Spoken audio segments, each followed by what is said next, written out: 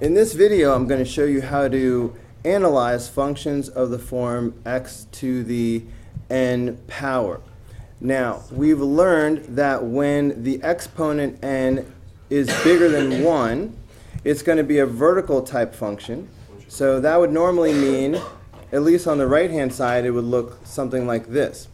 We've also learned that when it's even, it's always got to be above the x-axis.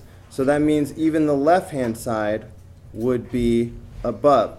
Now that would be the case if there wasn't this -4 sitting there. Because of the -4, well really the 4 is just a vertical stretch, so that's not affecting anything. But the negative sign is a reflection over the x-axis. So for that reason, it's really going to be upside down. So this is the model that we should be using. So armed with this graph, we can analyze. So that's why the domain is going to be -infinity to +infinity. The range should be -infinity to 0. The order matters. Please go from bottom to top, -infinity to 0. If you write it backwards, it's wrong. Notice the bracket on the 0. It does touch 0. It should be a bracket. The intercepts. 0, 0 is the x and y intercept. End behavior as x approaches -infinity, meaning on the left. F of x approaches -infinity. On the left, it falls. As x approaches +infinity, meaning as we go to the right, f of x approaches -infinity. On the right, it falls. Continuity. There are no breaks in the graph, so this graph is continuous. Increasing and decreasing. From left to right, this graph is increasing for this portion of the graph, and then it's decreasing for this portion of the graph. So that's why the increasing interval, the green portion, is from -infinity to 0. Increasing and decreasing intervals always get parentheses, never brackets. The decreasing portion then is from 0 to infinity. A common mistake is to write 0 to -infinity because you look at it and it's pointing down, so that makes you want to say -infinity. Don't do that. When we're doing these intervals, we're only looking at the x-axis. So this portion of the graph on the right is from 0 to infinity because it's going to the right. Okay, looking at problem number 2. X to the 9th power. Again, this is greater than 1. That tells me that it's going to be a vertical type graph, so it's going to be reaching up like this. But because it's odd, it's just going to be the parent function, which looks like this. All right, there are no special limitations on it, so it's just going to follow the unlimited parent function. So the domain is going to be -infinity to +infinity. The range is going to be -infinity to +infinity. The intercepts, 0, 0. End behavior as x approaches -infinity, meaning on the left, f of x approaches -infinity. As x approaches +infinity, meaning on the right, f of x approaches +infinity. There are no breaks in the graph, so this graph is continuous. Increasing and decreasing intervals. From left to right, this entire graph is increasing. So I'm just going to write the domain again, -infinity to +infinity. Decreasing intervals, there are none. Looking at problem number 3. I have 1/5. This is odd over odd. There are no even exponents, so I don't have to limit the graph in any way. However, because this is less than 1, anytime the exponent is less than 1, that tells me that the graph is going to be horizontal. So instead of reaching up to the sky, it's sort of reaching off to the side, like this. Again, it's all odd, so I don't need to make it be above or strictly to the right. So I can do both sides of this thing, but it should be horizontal because it's less than 1. the domain. So negative infinity to positive infinity. The range is the same thing. Intercepts, x and y intercept both 0, 0. As x approaches negative infinity, meaning on the left, f of x approaches negative infinity. It falls. As x approaches positive infinity, meaning on the right, f of x approaches positive infinity because it rises. There are no breaks, so this is continuous. Oh, yeah, I forgot the negative. All right, my students are reminding me that wait, you forgot to go back and talk about the fact that there's a negative sign on this one, so it should be upside down. Luckily, it doesn't change any of the stuff I wrote on the left. That would be annoying. But the graph itself should be reflected over the x-axis. Thanks, Jesus. Wait, I'm going to get in trouble for separation of church and state. That was an actual student named Jesus. I wasn't just blessing the Lord. Now that will affect, so that was good timing, Jesus, because I was going to mess up my increasing, decreasing. The entire graph is decreasing the whole way. So it's decreasing for the entire domain. So increasing intervals are none.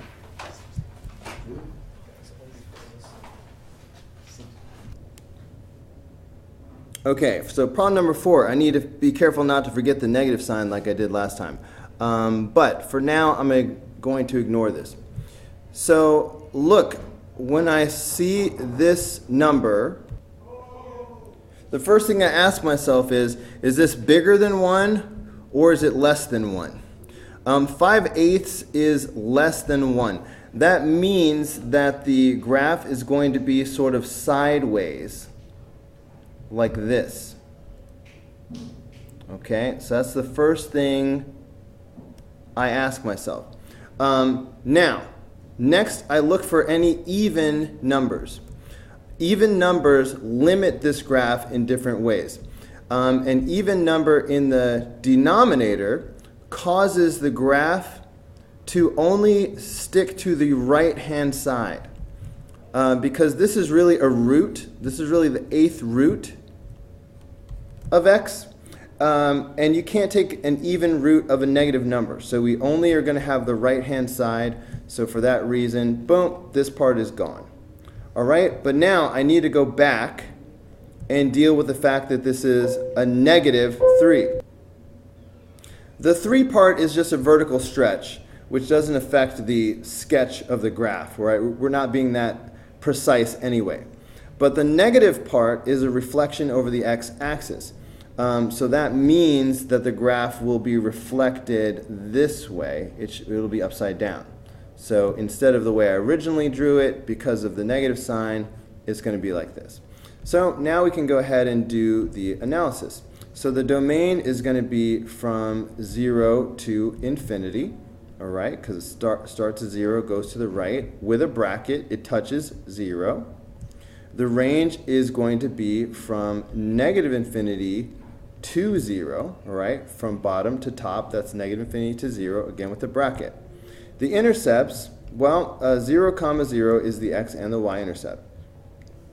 It really only has one end behavior because it's only going to the right. So I'm going to say as x approaches positive infinity, f of x approaches negative infinity. Okay, as it goes to the right, it falls. Continuity, there are no breaks in this graph. So this graph is continuous. Okay, this graph is decreasing. From left to right, it is falling the entire time. So increasing intervals, there are none. All right, it's decreasing over its entire domain. So I'm just going to recopy the domain again. So that's number 4. Okay, number 5. Again, what I do is I analyze this exponent. The first thing I do is I say, is this bigger than 1? 3/5. Again, n is less than 1. that means that this is going to be horizontal. Okay, so that means I'm looking at a graph that goes like this and possibly like this. Okay, that's horizontal. Next, I look for any even numbers because that limits the graph in different ways. If there's an even number in the numerator, I've got to make sure the whole graph is above the x-axis. If it's even in the denominator, I keep only the right-hand side. There are no even numbers, so there are no limits. I keep the whole thing. So the domain is going to be from negative infinity to positive infinity. The range is the same thing.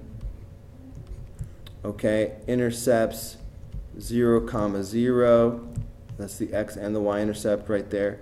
And behavior, as x approaches negative infinity, meaning on the left, f of x approaches negative infinity. It's falling. As x approaches positive infinity, meaning on the right, f of x approaches positive infinity. It's rising. There are no breaks in the graph, so this graph is continuous.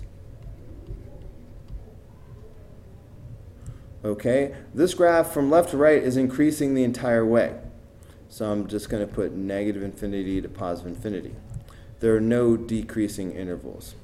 I didn't mention the 3/4 in front. That would be a vertical compression, but that does not change the shape of the graph. So we're not being that precise, so I'm really ignoring it. Okay, problem number 6. Now, this problem's a little bit different. Because of the negative sign there, that means that this is really 1 over x to the 2/3 power. All right, the parent function, when you have like 1 over x to a power, the parent function for that looks like this. All right, this is the parent function for 1 over x to the n power. Now, I will look at these exponents I'm looking for even numbers. If there are any even numbers, that's going to put some limitations on this. All right, I see an even number right there. So what limitation is that going to cause? An even number in the numerator makes everything stay above the x-axis. Okay, so that means I need to take this branch that's below the x-axis and I need to reflect it above the x-axis. Okay, I reflect it over the x-axis, and so then I'm going to have this. So this will be the actual graph because of the 2 making it be above. Okay, so now I can do the domain and range and stiff. So the domain. There's a break in the domain, so I have to write the domain in 2 separate parts. So this kind of purple part goes from negative infinity to 0. Use parentheses because there's an asymptote here. Union 0 to infinity. Okay, and then the range, it goes from 0 up. So the range is going to be from 0 to infinity. Again, no brackets. This is an asymptote. Intercepts. It does not touch the x and y axis anywhere, so there are no intercepts. And behavior. As x approaches negative infinity, meaning as we go to the left, f of x approaches 0. As we go to the left, it's approaching the asymptote. As x approaches positive infinity, meaning on the right-hand side of the graph, f of x approaches 0 again. On the right-hand side, it approaches the asymptote here. There is a break in the graph right here. This is called an infinite discontinuity because it's an asymptote. So we will say infinite discontinuity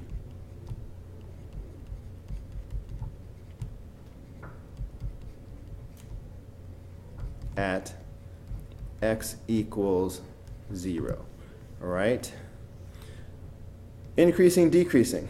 from left to right, the purple part is increasing, and the red part is decreasing. So it's increasing from negative infinity to 0, and it's decreasing from 0 to positive infinity. Notice when I say these numbers, okay, 0 to positive infinity, I'm looking at the x-axis, okay? Some students are tempted to say negative infinity to positive infinity because they see how it goes up into the sky. But no, you look at the x-axis only. So this is on the left, this is negative infinity. The purple part stops at 0 because it stops at the y-axis. And it goes from 0 to infinity. I'm looking at the x-axis, 0 to infinity. Alright guys, that's going to do it for this video. Go ahead and click here in the red apple to watch the next video. Click in the green apple to subscribe, or click the yellow apple for the full playlist.